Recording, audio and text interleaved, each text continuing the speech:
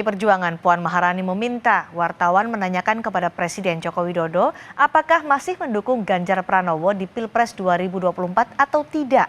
Puan mengaku ingin tahu apa jawaban Jokowi. Puan menjawab ketidakhadiran Jokowi saat pengumuman bacawa pres Ganjar Pranowo di DPP PDI Perjuangan hari ini.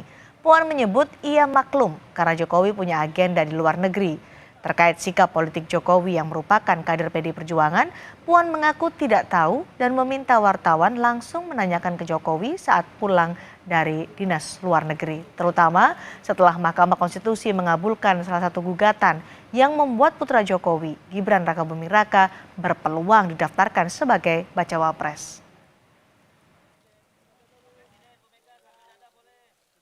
Pertanyaannya harus ditanyakan ke Pak Jokowi, bukan ke saya. Jadi nanti tanya ya kalau Presiden udah pulang masih mendukung Pak Ganjar Pranowo atau punya pilihan lain ya. Tolong ditanyakan, saya juga mau tahu jawabannya.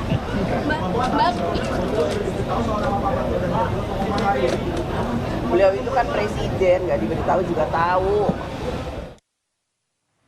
Terkait peran putra sulung Jokowi,